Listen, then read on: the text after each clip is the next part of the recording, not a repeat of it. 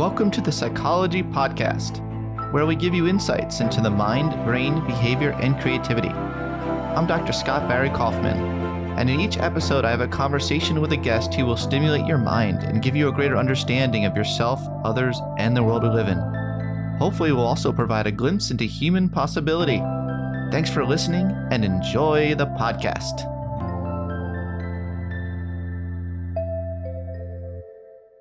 Hi all, I have a few announcements I'd like to make before we dive into today's episode. First, I wanted to let you know that if you'd prefer an ad-free experience and would also like early access to new episodes, you can join us at patreon.com/psychpodcast. That's patreon.com/psychpodcast for a completely ad-free experience and also early access to new episodes. Also, I wanted to let you know that my Transcend course is coming back in February. Yay! The next iteration of the course will offer even more ways to help you live a more fulfilling, meaningful, creative, and self-actualized life. There will only be 150 limited slots available though, so you're going to want to save your spot as soon as possible and also catch the early bird special. So you can go to transcendcourse.com to sign up. That's transcendcourse.com. Okay, now let's dive into today's episode. Today it's really great to have Doug Conant on the podcast. Conant is the CEO and founder of Conant Leadership, a mission-driven community of leaders and learners who are championing leadership that works. He served as the CEO of Campbell Soup for 10 years and is also the former president of Nabisco and former chairman of Avon. He's a New York Times bestselling author, and his new book is called The Blueprint: 6 Practical Steps to Lift Your Leadership to New Heights. Doug, so great to chat with you today. I'm so glad we could work it out. I'm so glad we could work it out, too. That's a reference to our listeners. We're having some difficulty getting the Skype chat to work, so we went through all sorts of different measures, and here we are. Well, this is actually kind of relevant because your own journey has not been such a straight path to where you are today, right? It's kind of like Skype problems early in life, so to speak. Yeah, well, I think we all have, and then we see people who have kind of worked their way through those, and we just assume it's always been that easy. In my case, it was quite the opposite. I can remember my first performance review in my company when I started right out of business school, an entry-level job at General Mills. 5 months in, I had a performance review, and my boss said I was doing a satisfactory job. But my boss's boss just had to review the assessment and then wrote one sentence. And in that sentence, he said, "You should be looking for another job." And that was my first performance review. And it was a real wake-up call. I slogged through that, and I was with the same company for 9 years, General Mills, and then one day went into work at one of the subsidiaries, and they sent me to the receptionist, said, "Could you go up and see the senior vice president of marketing?" At the time, I was the director of marketing. And senior vice president said, "Doug, your job's been eliminated. You need to be out of here by noon." And all of a sudden, in a snap, my life had changed. I went home to my wife, my 2 small children, and my 1 very large mortgage, feeling every bit the victim, devastated, bitter, and what a wake-up call. And so that's sort of, those are just a few of the stories of choppy seas that I encountered. And, we all encounter those choppy seas. And it's about how we navigate through them that sort of ultimately determines our legacy of contribution. Oh, I completely agree. And it's great that you can kind of see that from a personal perspective as well as a theoretical perspective. Now, you argue that to unlock our potential in life, it's required to turn inward. What do you mean by inward? Well, I really believe that, your life story is your leadership story. And I don't think most of us adequately reflect upon our life story and all that we've learned from it. When I was fired from my company, they sent me to an outplacement counselor named Neil McKenna. The first thing Neil did was had me handwrite my life story and my family story. And as I went through that exercise, I was overwhelmed by things that I had not contemplated since I'd experienced them as a child and even a young adult. I was 32 at the time. And as I captured everything I could think of with my life story and my family story, I came to understand in a more deep and resonant way how I thought about my life and what I hoped to do with my life. And quite frankly, had I not gone through this crucible moment and been challenged to really reflect on my life story, I personally think I would have missed the boat. And so what we do with our work is we encourage people to look within so that they can build a stronger foundation that's going to allow them to deal with the winds that are going to sweep across the landscape, even with greater force going forward. You know, Brene Brown has a great quote, and I won't give it justice here. And Brene, as you know, has written extensively on vulnerability and daring greatly. And she has a great quote that says, you can either stand within your own story or you can stand outside your own story and sort of, I'm going to drop the ball on this, and chase your, I'm going to let it go. I'm going to butcher I think the it. sentiment's But there. her Yeah, point the sentiment's is, there. Her point is that you really need to get inside your own story before you can start influencing others with their story. And I found that quote really spoke to me. And so as I've gotten into all this work, I find that all of us have the seeds of contribution already in us. And it's just a question of how do we tap into that? I don't know that we're all made to be CEOs, but we're all made to be doing more and contributing more than we are contributing. And so this whole book is written with an eye on helping people find their own seeds of greatness within them and start to nourish them and bring them to life. Yeah, I really like that. And you talk a lot about, this idea of bringing your whole self to the table is something that you don't hear that often or frequently in the leadership field. And, we have all these different identities, different sides of ourselves. And you do make the case that we should merge our work self with our other selves, what you call real self, into one cohesive identity. I'd love to get some of your thoughts on how people can merge those. And also, I'm personally a bit skeptical there's any such thing as a real self. I wanted to get your thoughts on how you even define the real self. I don't know that there is an ultimate real self. I think, it's a spectrum. And I would say we only show a part of ourselves in our work. That's that's one's nature, not your nature. One's nature was my nature. I thought here's how I'm expected to show up at work. Okay? And I'm not going to cross that imaginary line, wherever it is. And what I've discovered in the fullness of time is that, in fact, is an imaginary line, and I'm imagining it. And that I can bring more of myself in a more complete way to contributing in my workplace than I am. And so what we try and do is help people show up more fully. I don't know that you ever get to the ultimate real self. That you're going to have to bring Freud in to complete that conversation. And maybe you can do that, but I can't. But I do know that the leaders that I've been exposed to now over 40 years, the best leaders were more fully integrated than not.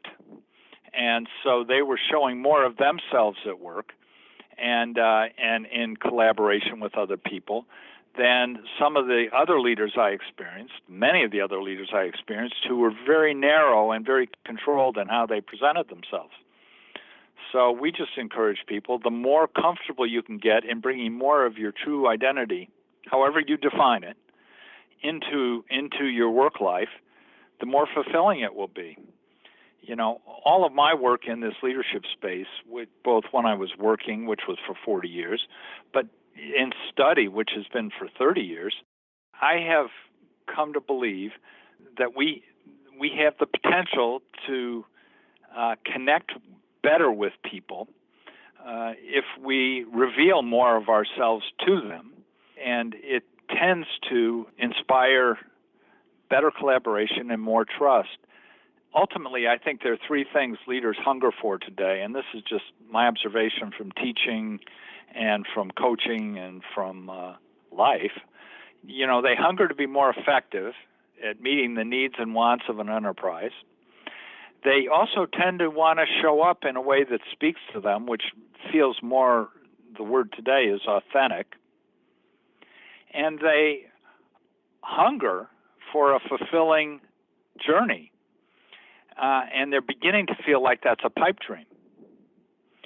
And so what we try and do is help them be more effective, do it in a way that feels more authentic than the way they have been doing it, and do it in a way that, in the fullness of time, promises to be more fulfilling. We don't ever get all the way to bright. That would be a fool's errand trying to. In fact, we very carefully say, forget perfection. What we're hoping to do with the blueprint is to promote an enlightened iteration. As you reflect on these things and you learn from your experiences and you continue to learn and grow. So I don't think there's a real self, but I think there's a more real self than the self you have today.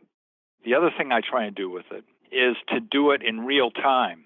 As you and I both know, most of the leadership work that's done, you read the book, and then how am I going to act on this, and how am I going to bring this to life in the middle of my cockamamie life, in which I have no time to do anything. Everybody I work with is swamped. They get up, they check their emails in the morning, they feed their kids breakfast, they get them off to school, they go to work all day, they come home, they have maybe a quick dinner, and if they have kids still at home, they maybe spend an hour together, then the kids go off and do their work, and the adults go back and do their emails or watch a basketball game and go to bed and do it all over again. Who has time to lift their leadership profile to new heights? Who are you kidding?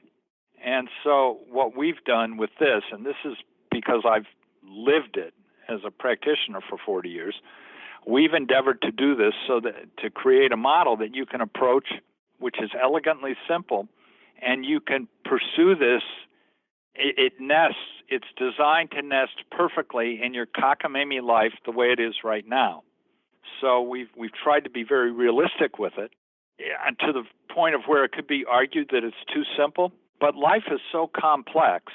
If you introduce more complexity into this equation, it goes nowhere. So we've opted to keep it simple. We have 6 what we call practical steps, very intentionally, to lift your leadership to new heights in a way that nests perfectly in the cockamamie life that we all live today. And that's a tall order, but I've now been doing this in earnest for about 15 years, and we found our way to a better place. I'm excited to see where it goes because it'll be even better 15 years from now. This episode is brought to you by Magic Spoon. For the past few years, I've been trying to cut down on carbs and sugar, which unfortunately has meant that I had to cut out cereal. Cereal was always my guilty pleasure, so I was really bummed out about that. Which is why I was excited to discover Magic Spoon. Not only is their cereal 0 sugar, 11 grams of protein, and only 3 net grams of carbs per serving, but it's also really tasty, coming in 4 flavors: cocoa, fruity, frosted, and blueberry. Honestly, it tastes so good that it feels like it's too good to be true. On top of all of that, it's keto-friendly, gluten-free, grain-free, soy-free, low-carb, and GMO-free. The gluten-free part is really important for me personally due to my sensitivity to gluten. My favorite flavor is blueberry. Growing up, blueberry cereal was my absolute fave, so this one is really nostalgic for me. Go to magicspoon.com/psychology to grab a variety pack and try it today. And be sure to use our promo code psychology at checkout to get free shipping. Magic Spoon is so confident in their product, it's backed with a 100% happiness guarantee. So if you don't like it for any reason, they'll refund your money, no questions asked. So go to magicspoon.com/psychology and use the code psychology for free shipping. I'd like to thank Magic Spoon for sponsoring this podcast. So can we go through the 6? Is that okay? Can we? Yeah, I can do a quick give me a tour quick through tour. it. Yeah. Yeah, it's intentionally very straightforward, and the notion is the concept of the blueprint is drawn from architecture, where an architect creates a blueprint of a building and intentionally builds a very strong foundation so that building can withstand the forces of Mother Nature. Our blueprint is a blueprint for leaders who want to have a magnificent career of contribution, and we're helping them build a very strong foundation for that career to build upon. And so we have 6 steps in the process. The first one is to we call it envision, and that's all about trying to create a deeper understanding about what is your boldest dream of leadership success. What is your purpose? Why are you choosing to do this? We have some quick exercises that get you started on the journey. That's the first step. The next 2 steps are reflect and study. You've identified your purpose. Now, what life experiences have influenced my leadership beliefs? We're starting to dive deep into leadership now. And what have you learned from your own personal life experiences? All of us have been affected by people who have had a profound influence on our life. And we're asking people to reflect on that and draw conclusions from it. After you've sort of harvested the learnings from the reflection phase, which again, it's an hour or 2 of work and you're done, we move to step 3, which is, okay, I understand sort of my life experiences. Now I'm going to lift my head up and look at the world around me. And what leadership lessons beyond my own experiences can I learn from the world around me? And we challenge people to look at places of interest that intrigue them and to begin to draw conclusions from that. So, and then we move into step 4. Steps 2 and 3 help you codify your core beliefs about leadership. What have I learned from my personal experience and from my study? And typically people have 5 to 10 core beliefs around leadership. So they've defined their purpose in the envision phase. They get their core beliefs from reflect and study. And then the next step is I'm going to build a plan. You know, it's amazing to me, all of us, in academia, nonprofits, for-profits, federal government, we have plans for everything. You can't run an enterprise without a plan, right? Well, we run our leadership development by the seat of our pants. And my observation is we need to do better. And so we have you craft a leadership plan, and the centerpiece of this plan is actually developing your own personal leadership model. Now, I'm sitting in my office here in Philadelphia with hundreds of books. You've been here. And there are hundreds of leadership models. Here's how you ought to do it. Here's how you ought to do it. How about this way? And yet, interestingly, for me, none of them speak to me. And I say, why is that? Well, that's because they're not informed by who I am, where I come from, and what I aspire to do. So we have people draw conclusions from their core beliefs and design their own leadership models, their own personal leadership model. This is how I want to walk in the world based on my purpose, my core beliefs about leadership. We give them prompts and help them work through this. They design their own leadership model, usually with 5 to 8 elements. And interestingly, we've done hundreds of these. No 2 of them are the same because all people are unique. They all have different needs, wants, and aspirations. And this is the way they're viewing leadership. So they develop their own leadership model, and then we say the 5th step is, okay, how are you going to bring that leadership model to life on Monday? And we have them identify signature practices that they can use to bring that model to life, those elements of the model to life, that will start to impact the world around them in the way that they actually want to impact the world around them. The 6th step is building a continuous improvement framework, which includes basically, at this point, I've done this model a zillion times. I can go through in 10 minutes and say, okay, how am I doing? Is my purpose still right? Have I envisioned this right? Yeah, okay. Is there anything more to get from the reflect step that I missed? No. Is there something more to study? Yeah, I want to study Stuart Friedman's work at Wharton on leading a more purposeful life. So I'm going to go do that. And then how does that influence my model? Do I want to tweak my model? Is it working? And then what other practices can I use to bring that model to life? And you iterate through it constantly, making it better and better and better in a flywheel sense of way. One other thing, and in this process, you develop your own model, but that in and of itself is not necessarily sufficient, because you're going back into the real world, where wherever you work, they have their own leadership expectations of you. So what we help you do is design a reentry plan that helps you bring your model to life within the expectations of the enterprise you're returning to. Because the real world is not necessarily enamored with your model, but they don't need to be. This is what works for you. And so we help you harmonize your approach so that it can actually be effective in the real world. We go through these prompts. There's about 9 to 12 hours worth of work in this in total. And then you can start bringing it to life, and within a week you can start acting on your learnings. And then you can do it in the middle of your cockamamie life. So that's the model, and that's the blueprint process. That's great. You're the first guest on the Psychology Podcast to use the word cockamamie. So I like it. So, gosh, there's so many places to go from there. There's one thing I did want to talk about I thought was really interesting in your book was this declaring yourself practice. How can people declare themselves more, to build productive relationships? Oh, yeah. Very important. This is all my opinion, Scott. This is all my opinion. I have found, this is not rocket, I'm an introvert. It may sound like I'm not, but I am, trust me. I've been tested 5 times, and every time I become an introvert. Myers-Briggs, all of us introverts, just one time I want to test and be an extrovert. I really want that, but it's just not going to happen. But us introverts... Why do you want to be an extrovert? Well, I just want to know what it's like, They seem to be the life of the party, and they enjoy being with all these people, and I find it exhausting.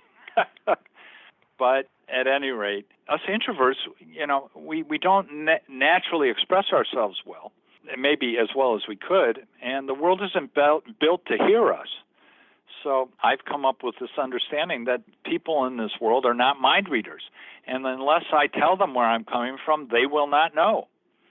And we've all had these experiences of working with people, and especially for people, who we don't quite know where they're coming from, and what is he really asking me to do? What does she want? What am I missing here?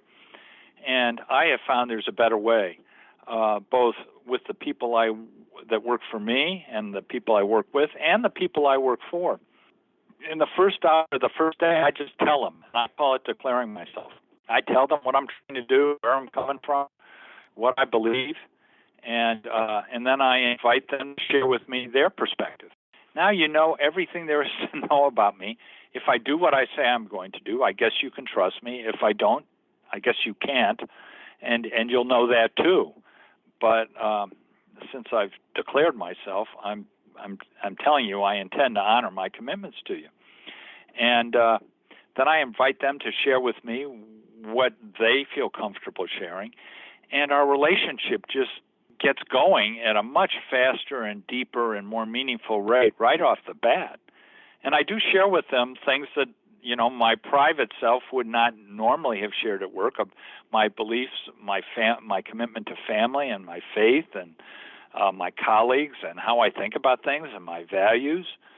I share with them my favorite quotes, as well as some of my business philosophy. And so they have a pretty full picture of me in a half hour to 45 minutes. I also do the same thing with organizations I'm associated with. With anybody who's willing to listen, I tell them where I'm coming from. I invite them to tell me where they're coming from.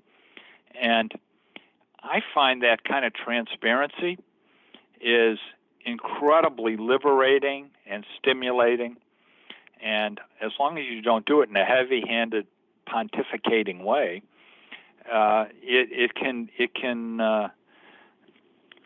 catapult the relationship to a place it wouldn't normally get to in short order.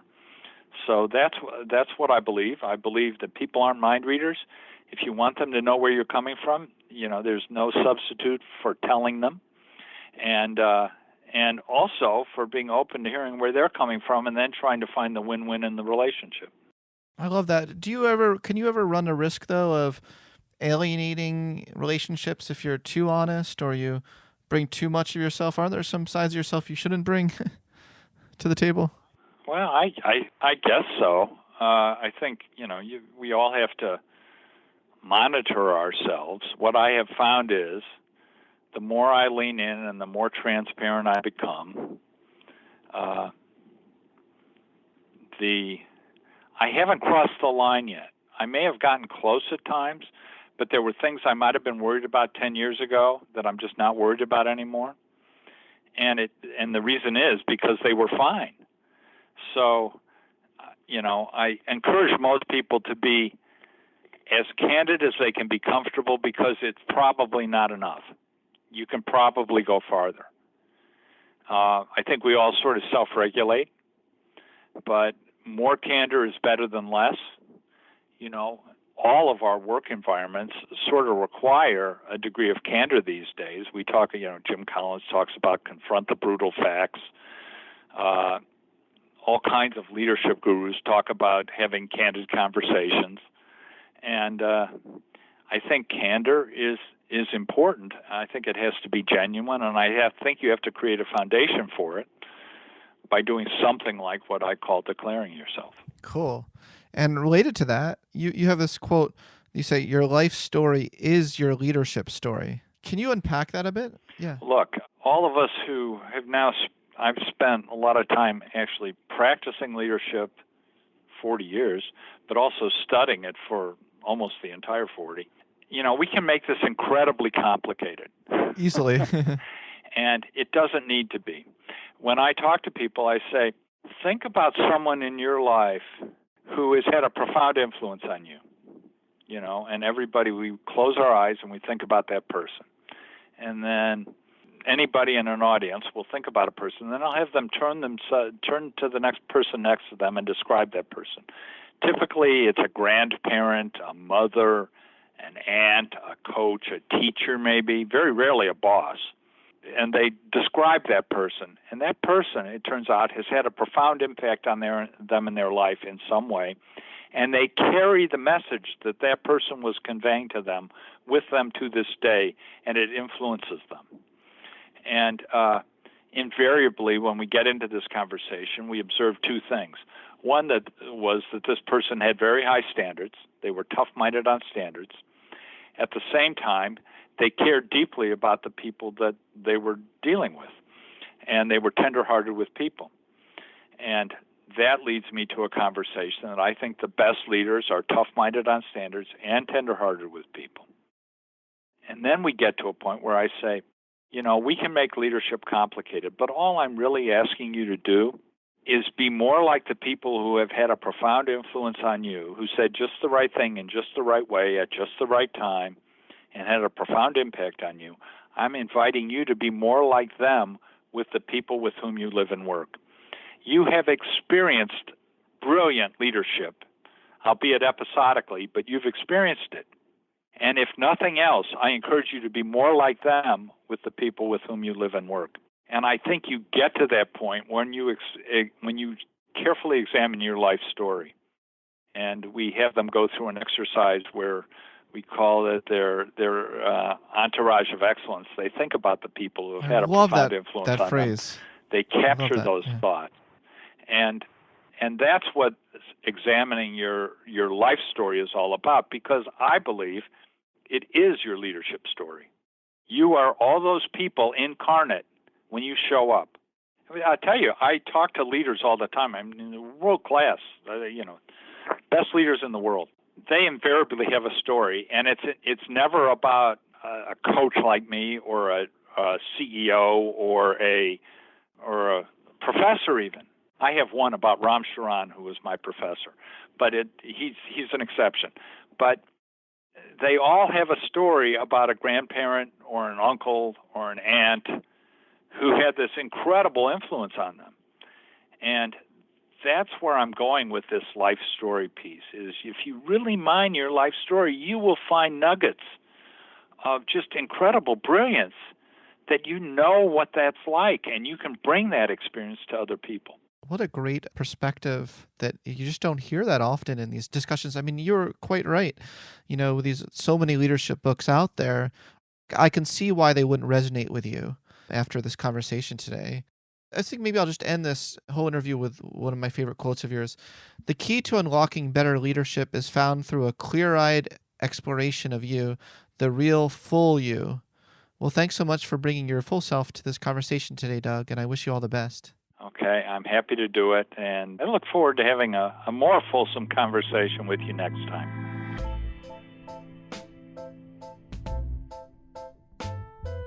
Thanks for listening to this episode of the Psychology Podcast. If you'd like to react in some way to something you heard, I encourage you to join in the discussion at thepsychologypodcast.com. That's thepsychologypodcast.com. Also, please add a rating and review of the podcast on iTunes, and subscribe to the Psychology Podcast YouTube channel, as we're really trying to increase our viewership on YouTube. In fact, many of these episodes are in video format on YouTube, so you'll definitely want to check out that channel.